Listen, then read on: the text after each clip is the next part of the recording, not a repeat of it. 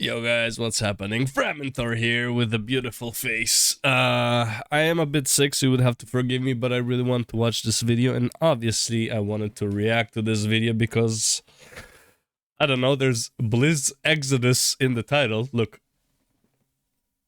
Wait, see, it's called, right there, Blizz Exodus. New Rift in Time feature, how Season 2 has me hooked, and more. Bro, I don't think Bella understands what hooked means. Hooked was me during Legion. For the first week, I think I played for 6 days in total.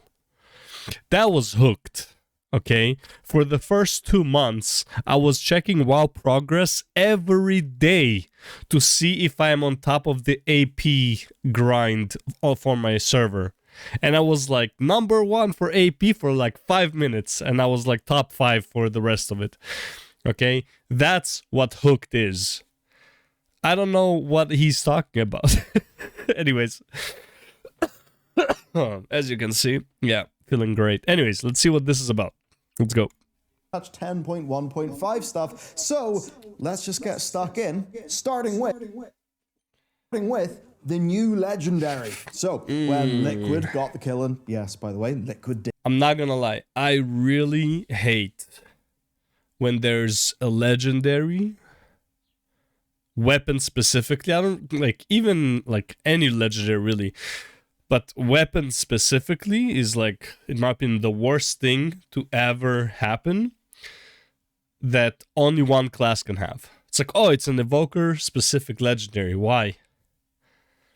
Why? Why is there an evoker specific legendary?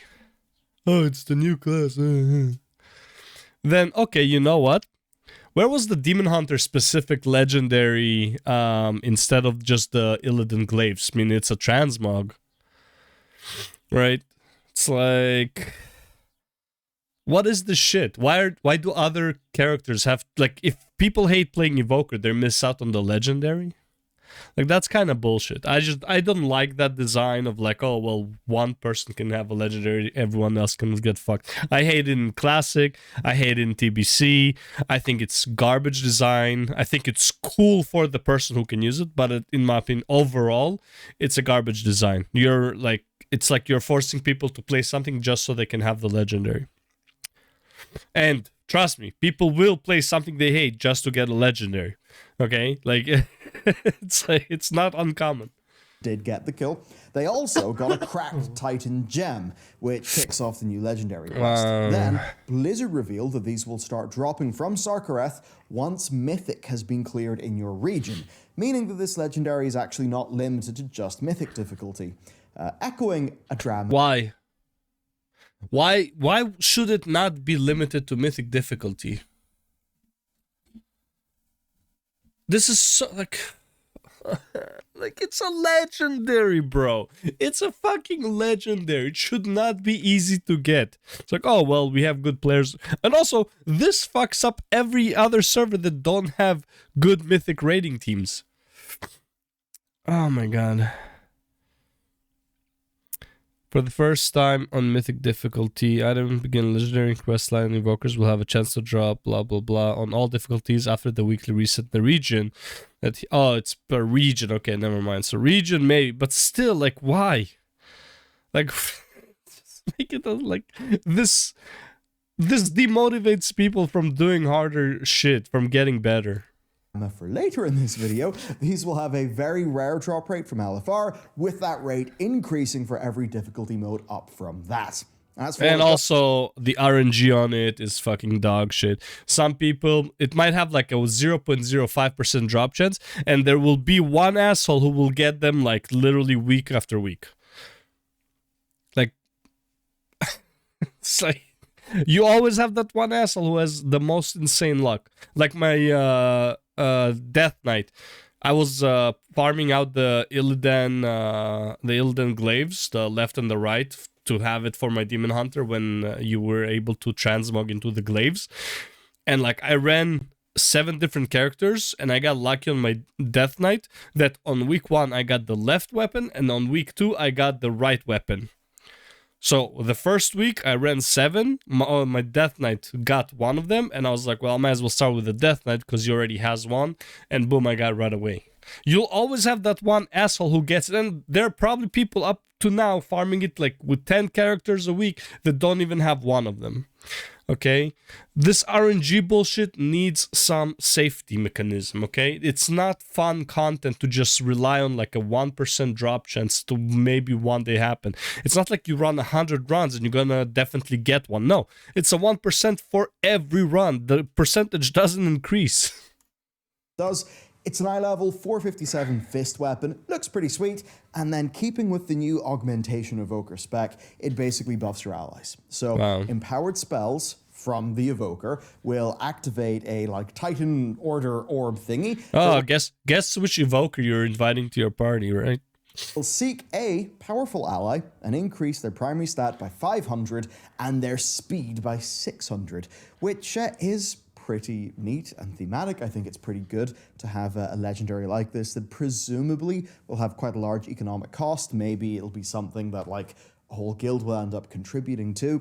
No. I think it's kind of nice if that helps everybody else out in that direct way. And the way that it's like wording says powerful ally. That's how it would work maybe in Beller's guild, because they're super friendly and they do like normal raid, maybe AOTC towards like middle of the patch.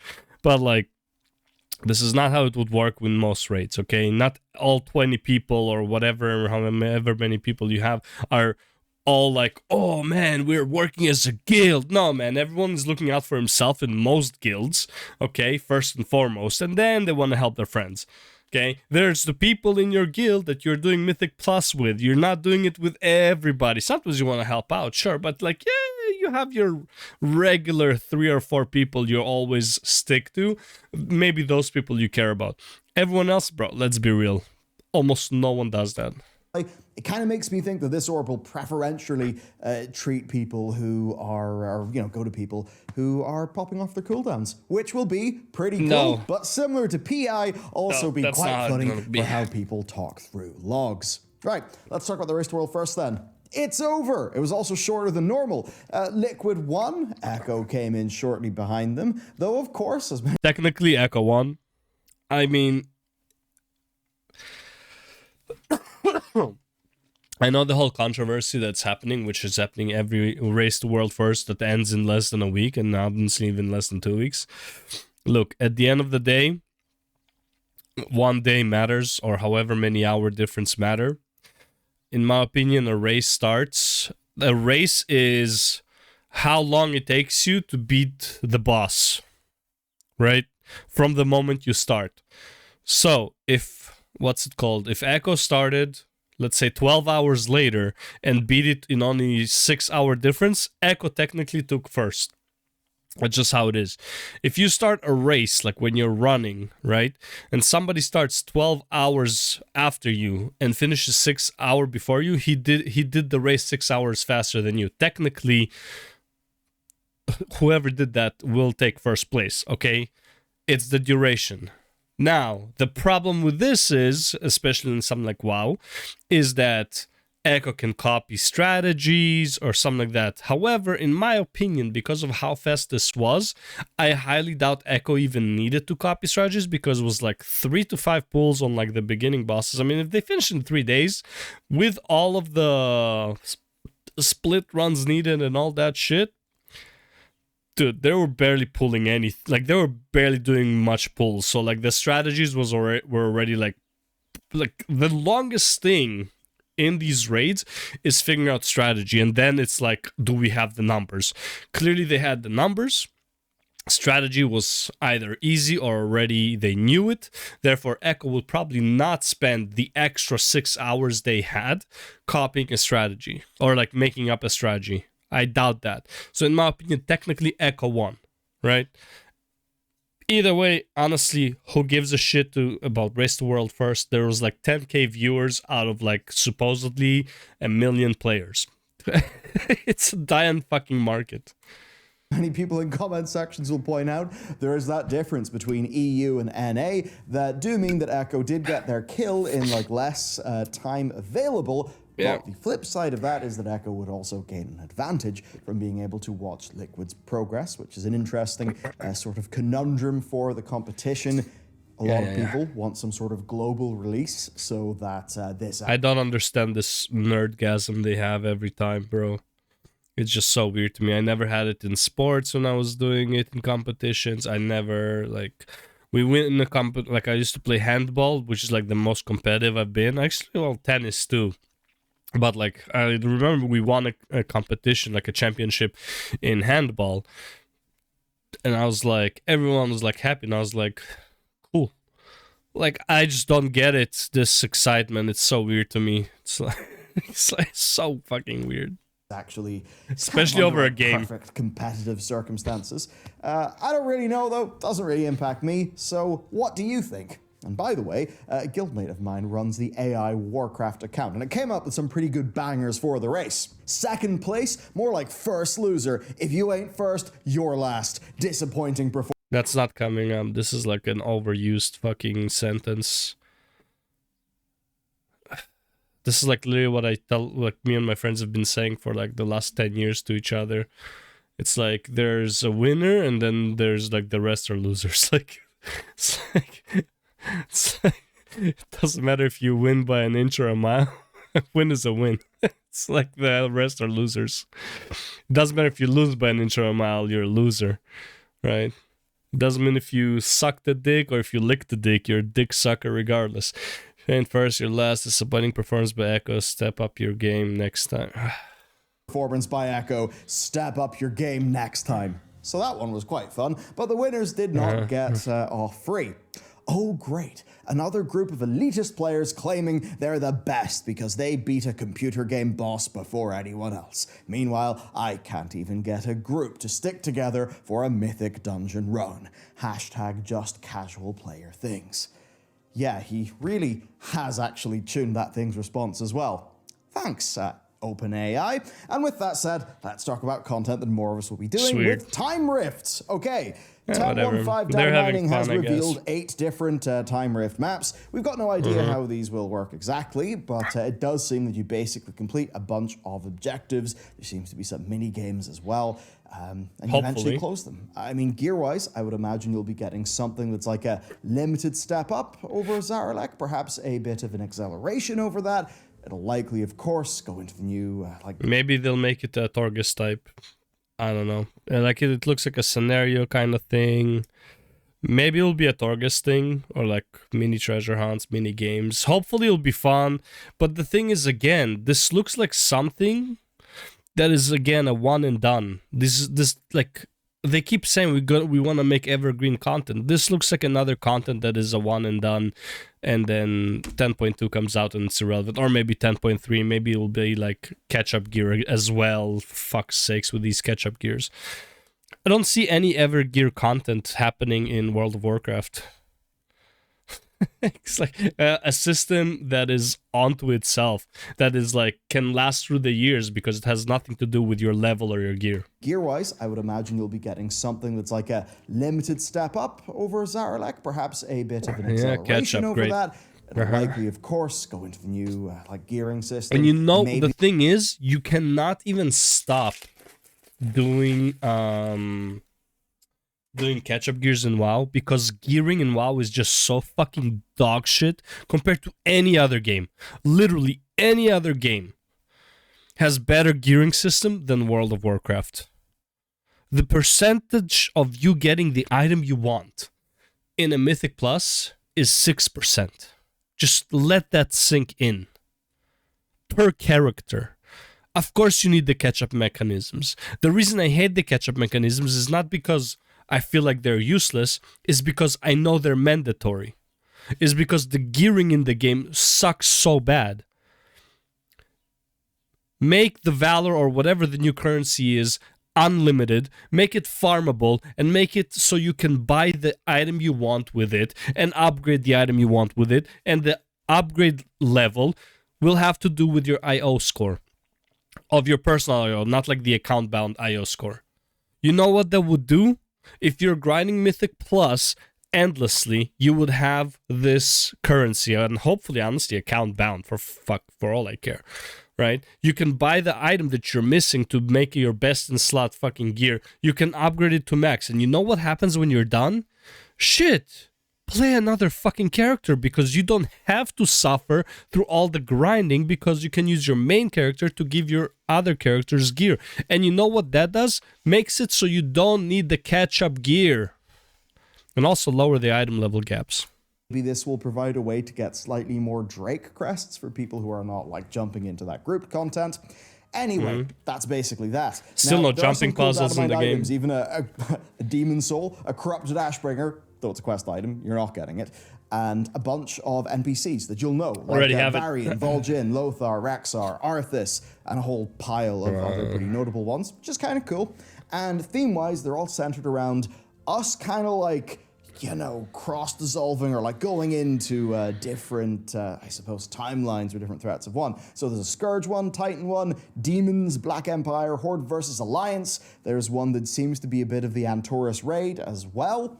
And the Horde versus Alliance one really seems to be like Warcraft 1 Horde versus Alliance, which is pretty sweet. I imagine that's where Lothar shows up. So, pretty cool. There's also a mix of solo and group objectives within these that all come together to close the rift. Now, I hope that those are firing off with, you know, like a sort of an ordering, and maybe some of that being like all at the same time, such that it could feel like a miniature version of a map in Guild Wars 2. The maps that they've added later on in that game are actually pretty damn neat. There's like a big... Pretty sure it's gonna be similar to how you did the Chromie quest during leveling or whatever at the end there, where you go through the different timelines, you do something, you jump in, or like you just have different portals to all the different timelines. I highly doubt this is gonna be like one zone with like each area is gonna be a different timeline. It just sounds like something Blizzard will never do. Overarching goal, too much effort, you know, subcomponents, and it just makes the kind of area feel very alive. A little bit like how Researchers Under Fire is some of that taken to a smaller world event. Maybe it's going to be that, but scale up to a whole big instance full of people. I don't know, perhaps this is like the turbo modern version of the Legion portals that we did in Argus. Anyway, pretty sweet. The Timeline 5 is giving us even more world content to do, and I'd at least hope that that makes the more evolution rather than revolution design of Zaralek go down a bit more smoothly. And speaking of things going down smoothly, so's our Patreon.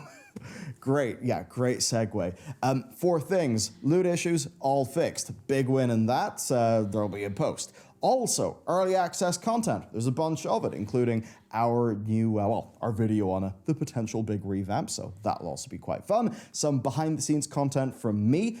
Today's one is actually talking about the backside of Azeroth, some pretty cool map stuff with spherical projections, so yeah, you can enjoy that. There's also the Lore Walking podcast on Northarian. It is the best way to support us, and of course, you get really cool stuff in return, including all that physical loot. Yeah, kind of as time goes on, it's like, that is the main thing that I want to do and focus on. So that's the crack with that. Next, let's talk about some less good news. So, do you remember all that return to office drama with some of the staff leaving? Well, Kotaku... Some Blizzard Devs worried departure. Departures could hurt World of Warcraft and other games. Dude, I'm not even gonna lie. Let's say it like this.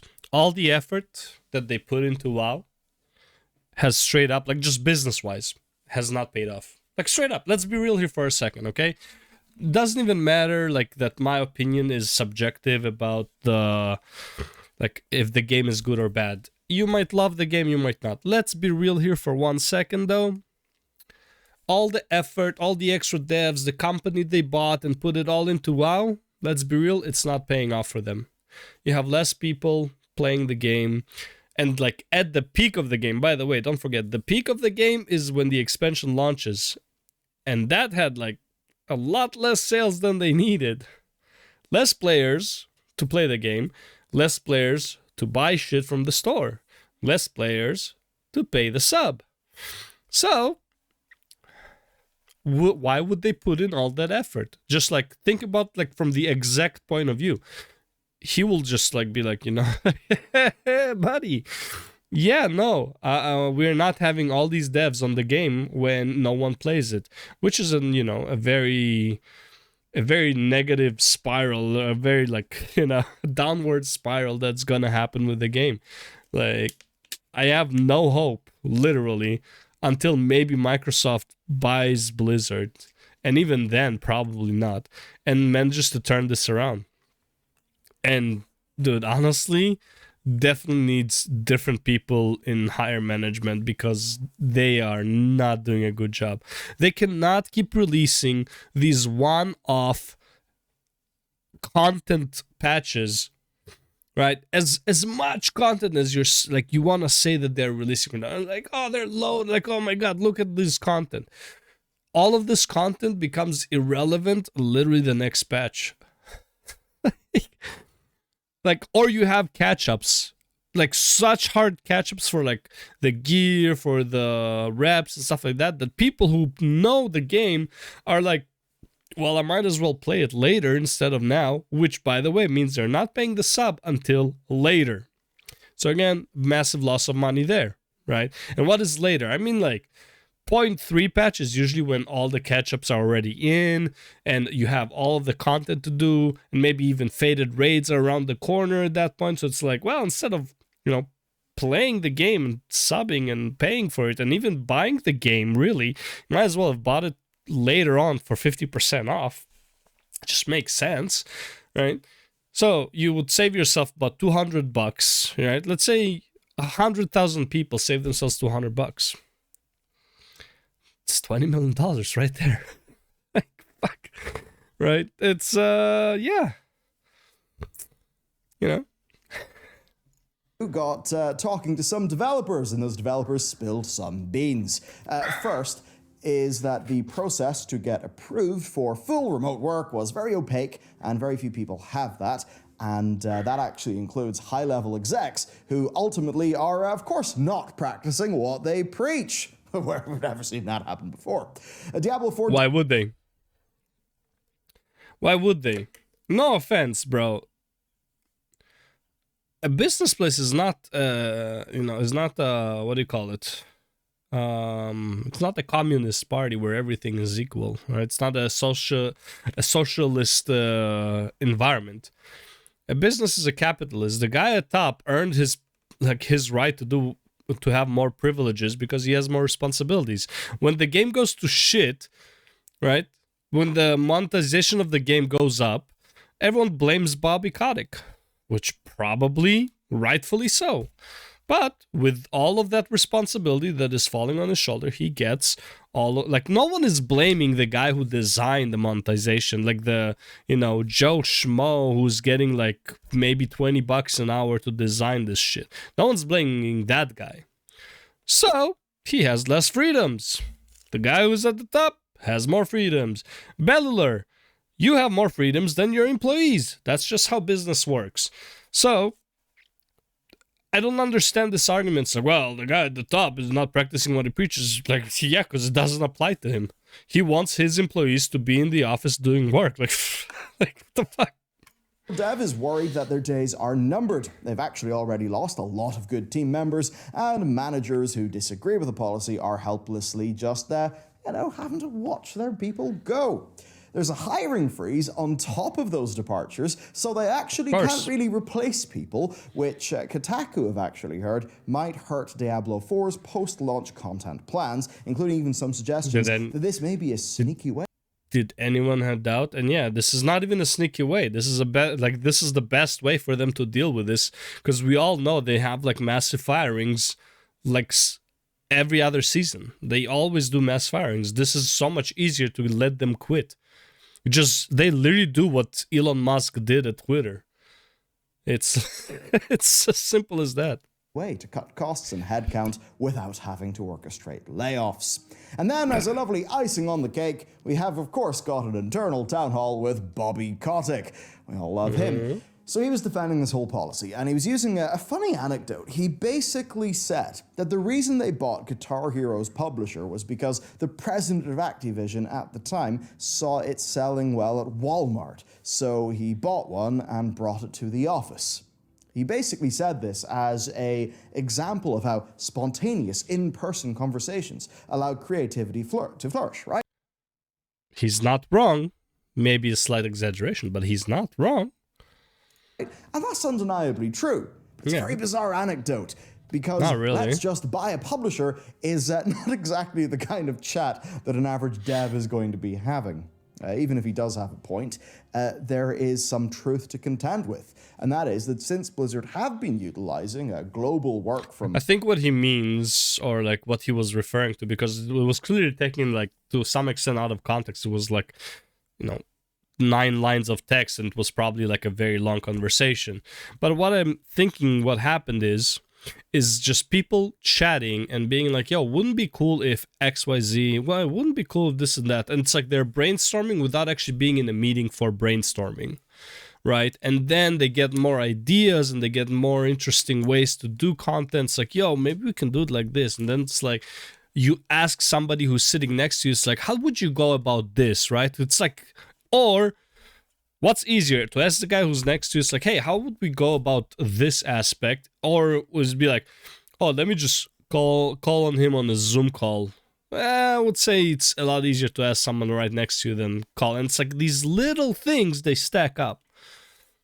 Home sort of situation, they have, they've actually put out some of the best work they've ever done. Dragonflight, I think the best modern expansion. The best lazy expansion they've ever done. Yes. Devoid of any endgame content. Same, like, literally using old fucking systems in order to, like, make 90% of their game. So they had, like, absolutely almost no work to do. They only developed 4 Mythic Plus dungeons instead of 8. That's why they released only 4 and then 4 later. Right? Yeah. You have less bosses per raid. I believe the 0.1 raid has like 9 bosses, whereas like I think Shadowlands was averaging 12 or 13 bosses per raid. So yeah. The best expansion that they've done from home with the. By the way, even if all I'm saying is wrong, at the end of the day, this expansion is so good, no one plays it. At the end of the day, the numbers don't justify it. Like the money that they're getting from this expansion doesn't justify anything. Maybe if they were like doubling in sales and like it's like working from home and doubling in sales and like everyone's happy and you have more players playing Dragonflight than they did during Legions. Like, okay, you know what? There's merit to it. But no, there are no results on paper. You can say it's the best they've ever. Like, there are no results. It doesn't matter that the players who are playing it feel good, because the players who are playing it are the ones who didn't quit during Shadowlands. They're okay with anything. They're not the fucking target audience at this point. They're okay with garbage literally sitting inside of their eye, and they'll be fine with it. The ones who they need to bring back are the 13 million, well, 12 million technically, because there's 1 million players, 12 million people who were into World of Warcraft at any point in time. That's who the target audience should be. And obviously you cannot target those 12 million. A lot of them will just never probably quit gaming altogether. But I'm saying the ones who are still playing will play through anything. They stay through Shadowlands, they're not quitting, okay? They're not going anywhere. You don't need to keep giving them gifts for being saps. Expansion that has the most the most content that a modern expansion has had, with the most robust content cadence that we've had, and then Diablo 4 that they've said has been performing exceptionally well. So I suppose, Bobby, there's a bit of a phrase here that could just Diablo be called, 4, I'm not gonna lie. It broke, don't fix it. It is broke though. It's broke, not just broken, it's broke. But Diablo 4, in my opinion, look, like regardless of like what he's saying about the employment and all that shit, Diablo 4, the way I saw it, aside from like doing PvP area, looks like a 2-week game, and then unless you play every character, I plan on playing only the rogue. The other 4 were just not interesting to me. But like I'll probably be done with the game within 2 weeks, and then the season will come out like a few weeks after that. Or like more like, no, the first playthrough will take me longer, but like once I'm in the season, probably 2 or 3 weeks, and like you'd be done with the game. Like it doesn't look like there's that much there, really. Broke, don't fix it. Yeah, it's broke. Quite it's broke, needless. and you need to fix now it. For bit of a topic that was dramatic, and that was the widespread disappointment in the Raid finale cinematic, which I suppose wasn't really one of those big pre-rendered sexy ones. It was an in-game one. Now, it was a obviously we nothing know burger. what's coming next because Blizzard did release a post about 10.1.5. That happened on Thursday, but back in Tuesday when this came out, people were kind of frustrated with Sarkareth just, falling Dying. over and dying, right? We're at the bottom of Abyss, surrounded by crazy cosmic void stuff, the likes of which we've never seen before, and there's no grand revelation, no connection to other plot points. It's just a short final sent off for, I suppose, ultimately a pretty tragic, misled victim. A character no one cares about. Don't even try to say something like, oh, he's a tragic, he's a victim. It's like, dude, no one gives a shit about this guy. Like, straight up. We met him, like, we didn't even meet him really at the beginning. We saw him for like a brief second, and he went his own way instead of going with us to Horde or Alliance, whatever. He went his own fucking way. And like, I think we don't even hear about him until literally like 0.07. And then he dies. Like, fuck, who gives a shit? Villain. I've even seen it be called worse than the N'Zoth finale, which, of course, was ridiculed at the time. And I was happy to take a place in that ridicule because it was really bad. But okay, the cinematic itself, right? In a little time bubble, it is pretty damn well done, right? We've got a final emotional note from Sarkareth, who believed he was living. This is where I start calling Beller Shillular. What are you defending, bro? Legit, no one thinks this is a good cinematic. Well, Akalon also, but like Akalon is also starting to lean into the shield because for some reason he's enjoying the story. So like everything in WoW is great again. But like, bro, just be a bit more realistic. No, it was a shit cinematic. Straight up, it was a shit cinematic. Up to his father's wishes, only to realize that he was misled, falling right into the same trap that Neltharion did. Because, of course, if you take a look at the corpse of the Echo of Neltharion after you defeat him, you'll find out it actually wasn't an Echo of Neltharion. It was funny business, shenanigans. Okay, so this was, like a little wrap-up to the character instead of what people, expected, right? What's next? Because, in Vault, we killed Razageth. But the next threat was revealed right away. Better yet, something like this was a distraction. The Tomb of Sargeras, which, had the whole big mind blow. Force the hand of fate. Let's go to Argus. So the point is, people were not particularly happy, not immediately knowing the big what's next and some sort of. Okay, look, technically Emerald Nightmare, I believe, didn't really have a big what's next, but we all knew, like, Nighthold is around the corner because it was, like we were in Suramar the whole time and was, like, building up on the sideline. Though, still, the cinematic for, Emerald Nightmare was at least some, like, decent, but really didn't give us that much. Now, everything after Nighthold, though, it built up the next one. Nighthold gave us Illidan, and like honestly, just the fact that Illidan came back was enough. You didn't even need a what's next because you're already like, holy shit, Illidan is back. What is next? You didn't need them to tell you what's next because you couldn't wait to fucking find out about it, right? And then Legion, another fucking cliffhanger. It was like Legion was just a massive fucking cliffhanger. Dragonflight is a massive nothing, basically. Just literally nothing happening. Exciting way, right? But here's the thing. There is a final chapter of the campaign that is gated. I think it's the next one. It's to basically, which I don't agree should be gated. Family drama to a conclusion. And as we found out, Blizzard wanted to deliver the next big news themselves as a marketing beat. Ahead of putting it in the game, which I guess is like what they did with the Forbidden Reach cinematic back before 10.07. I guess, look, with this, Blizzard are trying new things, and there's, I think, a gut reaction to assume the worst, thinking, is this all we're getting? Dead game. In this case, I'm more willing to give them the benefit of the doubt because we are getting significantly more content in the game. Whenever N'Zoth just fell over, that happened. They heavily referenced what happens to Mordor at the end of the Lord of the Rings films, and then Magni says, oh, nice, here's 84 gold, or however the hell much it was. Yeah, dude, now Lothar should have just been a whole expansion. Like, let's be real. when you get a boss like that, that's an expansion boss. That's like a literally he should be there the whole expansion, taunting you, messing with your fucking head.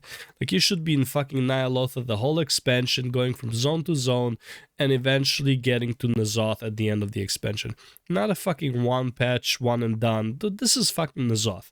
Okay, the disappointment really is how fast we kill these big bosses that it just makes them fucking useless. Like, Legion at least paced them well, but Legion was fucking bombing us with fucking, like, lore characters, so in that regard, kinda, you know, rough. But, like, bro, it's like... like, I don't even care that the cinematic was weird, it was literally just because, why is he dead?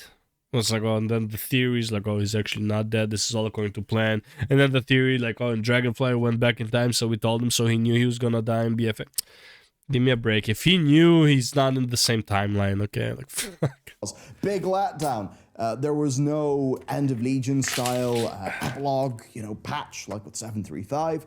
I think in this case, we have another stage of the campaign, and we know that like in probably 9, 10, 11, something like that, weeks from now, we're going to get another patch. It'll probably have its own cinematic and its own story continuation. So overall, on balance, I think it is just, there is more like consistent story going on in the game. That's a good thing. That's why I'm not particularly angry at this, because unlike the N'Zoth cinematic, when was the last time Bellar was angry about anything that has to do with WoW since Dragonflight came out? I'm actually like curious. I think he said like 1 or 2 mini negative things at the beginning, and ever since then was just like hardcore sucking Blizzard's dick. This didn't have as much to hold up, right? Because overall the story's actually going pretty good.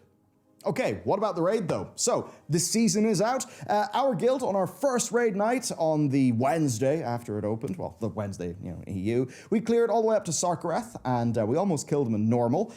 Then today... What did I say? What did I say about his progression, okay?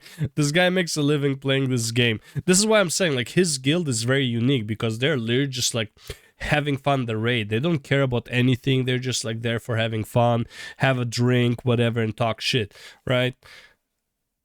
And like at the middle of the tier, maybe they'll get AOTC doing their low mythic pluses. So it's like, is he really playing the game to the point where it's like, you know, the people who are complaining about the game, like he can't relate to the people who are complaining about the game because he doesn't play at that level.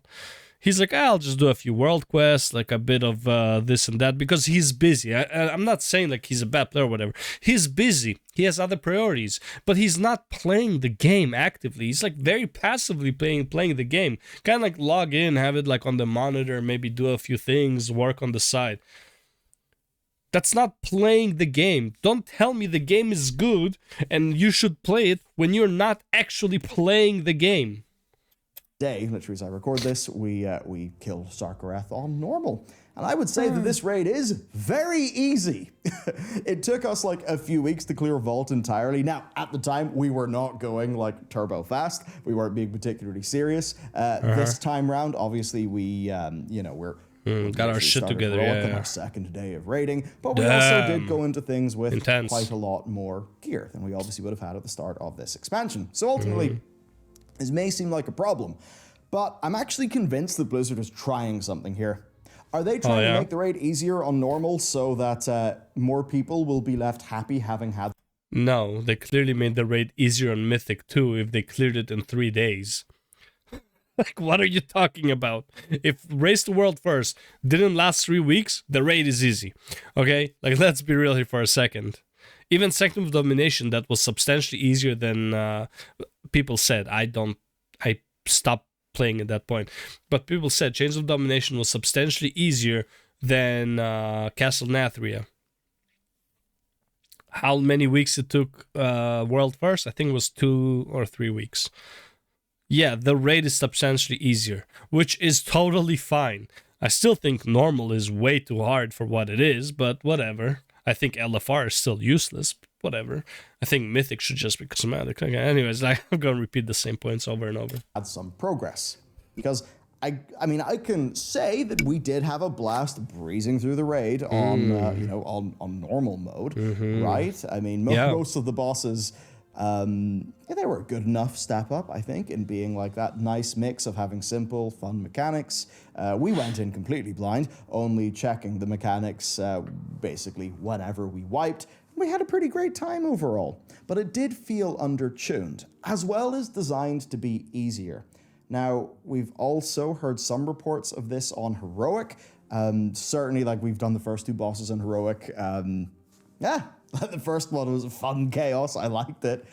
So we'll have to see overall how this plans out, or plays out over time. I just have to wonder, though, will this be a good thing for the majority of players who maybe only dabble in normal? Maybe they'll actually push into Heroic now, where obviously the mechanics actually matter a little bit more.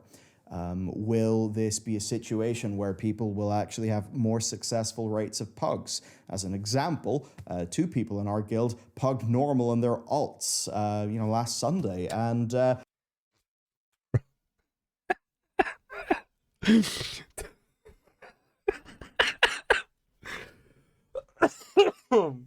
oh god, I can't, bro.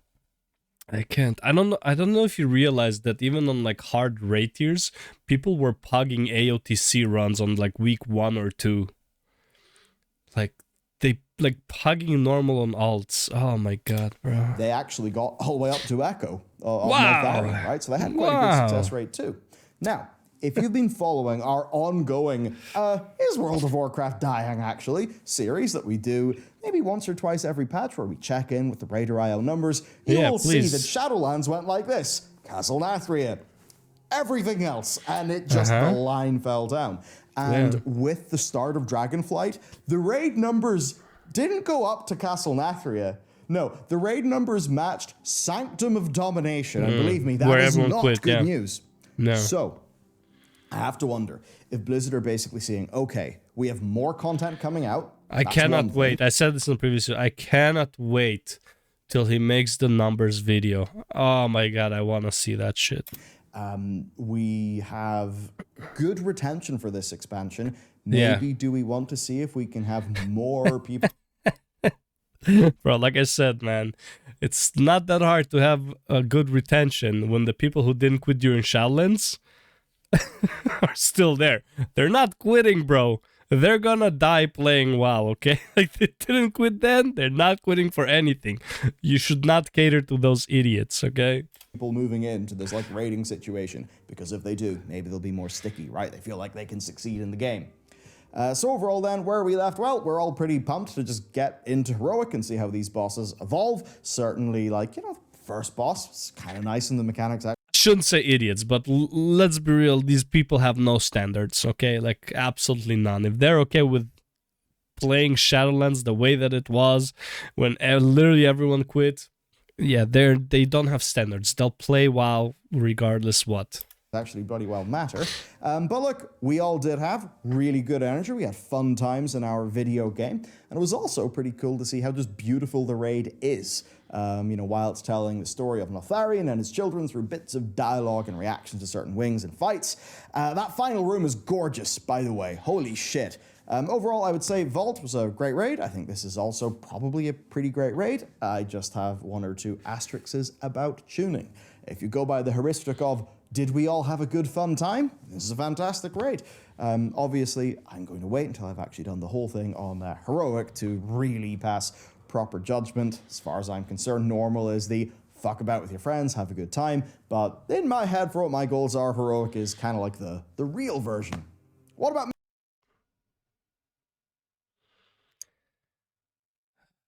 I mean, yeah. Heroic, honestly, look, though, this is the way I see it. Normal should be for, like, LFR should be removed, okay? Normal should be, like, literally anyone can do it. Like, a paraplegic should be able to do it. Like, a person who plays with just his feet, no hands, okay? Should be able to do it. Okay, I'm pretty sure paraplegic is, like, no legs, but, like, I meant the other way, okay? Should be able to do it. Like... It's like, that's what normal, in my opinion, should be. Heroic should be what literally, like, anyone who's, like, not completely like, you know, zero IQ and like brand new player, like a grandma that doesn't understand how the keyboard works, you know, shit like that, they should be able to step into heroic and clear at least majority of it, like 6 out of 9. Okay, obviously with effort, not like breeze through it. Mythic Plus then, kind of similar. I've got to say, not having affixes on those lower keys is great. It just feels so much more focused on the actual dungeon itself. Just like being how able to dungeon's engage with the supposed to dungeon's be. own mechanics is fantastic. Wow, not having imagine. thundering just saying hello every 90 seconds and just being annoying and not really adding much. Yeah, 90 seconds felt like 20 seconds. It's not really a few. I've probably done like, I don't know, 10, 12, 13. They've been fun. There are definitely serious tuning issues. Guys like as an playing. example, on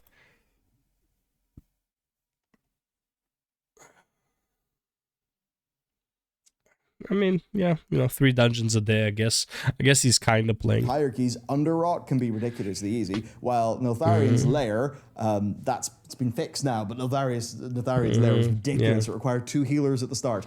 Nithalrus, the final boss, very, very fun trying to heal that whenever there are 3 of the curses on everybody. Big thumbs up. I had fun there.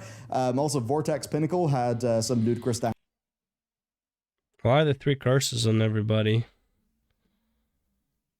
Shouldn't you just, like, already have the item, like, as soon as he goes into the phase? I don't know. I'm not sure what he's talking about. Or is that just the explosion? Damage too. There have been many hotfixes. I'll talk about them soon. But I suppose the overall thoughts here, I think this is really good seasonal content. I am enjoying Mythic Plus significantly more when there is less bullshit smeared all over it. This is true. Is it easier? Keystone level to keystone level? Yes. Does that mean that rather than KSM, I'm wanting to get like 2400 or 2500, whatever it is for that crystal thingy that makes your gear shiny? Yes, so I will get to the harder stuff eventually. And for me, I just enjoy it when the difficulty is coming from the actual designed mechanics of the dungeon I'm doing, rather than just a sprinkling of swirly bullshit. And as for the upgrade system, I think it masterfully blends the two of them together. As an No, it doesn't. But okay, whatever. I already talked about that shit on a different video. I'm not gonna... example, I got my tier helm in... It's better than Valor. I'll give it... It's better than Valor. It's still dog shit. It's not dog diarrhea anymore. It's still dog shit, though. in the raid, which looks incredible. So big thumbs up to the artist who did the priest tier, who also did the flame plume regalia, and also is now working for Riot Games. So... yeah, how's that employee retention going, Blizzard? Anyway, I then went and I upgraded that. And you realize at some point the other companies just won't be able to hire, and everyone who's left at Blizzard is just going to be stuck there, right? It's like there are way too many devs that want to work there than there are places. Like, yeah, Amazon Gaming is there, Riot Gaming is there. I think there's like 2 more studios, like major ones. I think, what do you call it? Epic Games or whatever, not Epic Games, the ones who, maybe Epic Games actually, Bungie is there, but it's like these are not companies that hire hundreds upon hundreds of employees. They're gonna take the best fucking people, yeah, and it's like you're still gonna have people working at Blizzard. And again, why would they not wanna pay less to people when clearly the products are not making the money? With Worm Crests after doing some Mythic Plus. It was like, yeah, I did some raid, got some gear. Now I understand what you're saying. I get it. Yeah, I get it. Like, you want to keep the talent so the games will make more money. But clearly that's not Blizzard's strategy anymore, so... Did some Mythic Plus, got fuck all. Oh wait, no I didn't. I got a bunch of crests, my gear's upgraded, my time wasn't wasted. I'm... No, it was wasted. It was wasted. Because there's a limit to how you can upgrade it. So it was wasted. Not completely wasted, but it was wasted. happy. Oh, yeah. I actually think this might be one of the best patches that WoW's ever had, because the core game loop feels bloody great across PvE. Now, what will enable that a little bit more broadly is the hotfixes making the dungeons not be insane. So, they come in thick and fast, these hotfixes, which is certainly nice. I imagine there's more coming, but we do have some... Imagine if the devs actually played their game and would need to hotfix literally so many aspects. Falling through the pipes of the auxiliary drainage increases movement and swim speed by 200% till entering combat. Crash Tsunami damage reduced by 20%. Crash Tsunami move 20% slower. Health reduced by 10%. Toxic Trap damage reduced... Like, bro, these are massive fucking damage nerfs. People were complaining when they nerfed the final, the Savage boss, the last Savage boss in Final Fantasy XIV, like the first 4, on the first raid. The last boss, they nerfed his HP by 1%. People were saying, like, what the fuck, don't you play your game? Look at WoW, bro.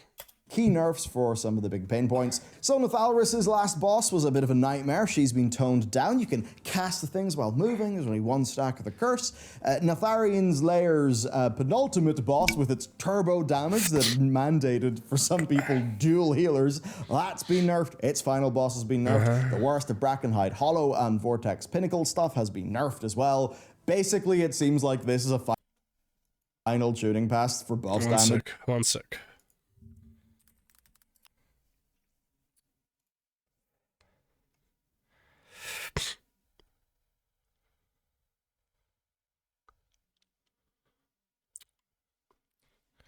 It's fortified weak. You needed 2 healers on a boss in fortified weak.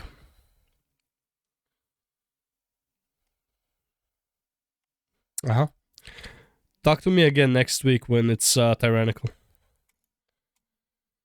That just didn't happen until a bit after it came out, which is unfortunate. Now, interestingly, they also cut a few timers, specifically for Underrot, Uldaman, and Freehold. They've got slightly shorter timers now because, frankly, the timers were ridiculous beforehand. But the overall outcome is, I think Mythic Plus is a bit easier in a way that is more fair, and overall, it's a really good time. I'm big enjoying M+, which, if you know me from the past, something I got pretty bored of by the time we hit... Actually, never mind. I think that's my mistake, because I think the patch came out last week, not this week. Yeah, that would make more sense. Okay, so it was through Tyrannical. First week was Tyrannical, okay. BFA. All right. Drama. We all love it. Okay, there's obviously some. It's WoW after all. Now this is more of a PSA. So here is a very gorgeous dragon riding transformation. Well, yeah. It's very cool, isn't it? Everybody was thinking it would be like the Razageth one, right? From all difficulties to the last boss. Then we were wrong. It was actually good. It shouldn't be. Going to be mythic only. And then in a literal last-minute update before it went live, Blizzard changed things. Basically, people didn't like the original plan. Some backlash happened. Blizzard decided to try something new. So 2 of them will always drop from Sarkareth Mythic, but on normal and heroic, it is a, quote, extremely rare drop. So essentially, it's a bit of a... Fucking pussies, bro. No. It's not 2 of them drop per Sarkareth Mythic. It's everyone gets one when Sarkareth Mythic dies, and nobody who doesn't do Mythic fucking raid gets it. And not only Mythic Sarkareth, you have to kill all the Mythic bosses. Therefore, if you're buying a boost, you're gonna have to pay a lot more to get that boost if you want this mount. Pay to win, baby, let's go. That's what it should be. If you killed all of the bosses on Mythic difficulty, you get that shit. Enough with this fucking crybaby bullshit. It's like, oh, why is it only Mythic? Get good, that's why. The middle ground. It's a fucking cosmetic. To earn it with their skill, while everybody else can just spin the wheel and maybe get it. Of course, once again, it sparked a big old reward philosophy conversation. If Mythic's mount is not unique, why is the Gladiator one unique? Yep. What way do we go? Exactly. It's kind of unfair to give rewards to the best players. Wait, no, it's not. That doesn't make sense. But wait, people just want to get shit in the game and it looks cool. Why not? Maybe people could have a goal. Oh, why not? Because you gotta fucking earn it. That's why. Because shit ain't free. You wanna look cool? You gotta be cool. Okay? You wanna... You know how you do more damage? You look good. You know how you look good? You gotta do more fucking damage. Okay? It's a never-ending cycle.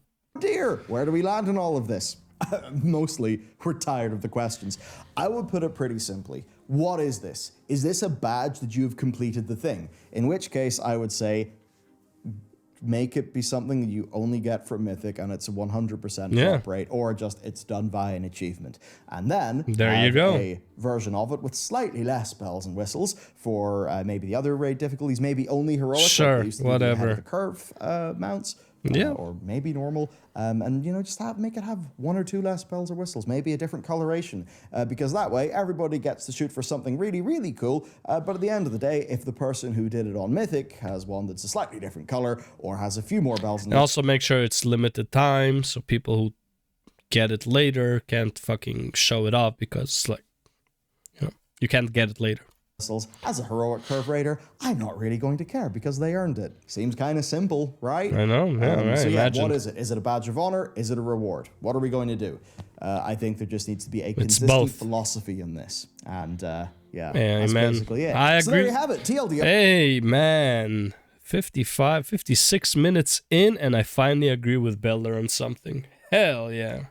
Enjoy the patch. At the very least, the seasonal content is bloody good compared to the past. If you wrote off Mythic Plus, I think you'll enjoy this incarnation of Mythic Plus significantly more on account of the big reduced BS. On account that it's easier. Wow, imagine. It's more fun when it's easier and less bullshit to deal with. Holy shit.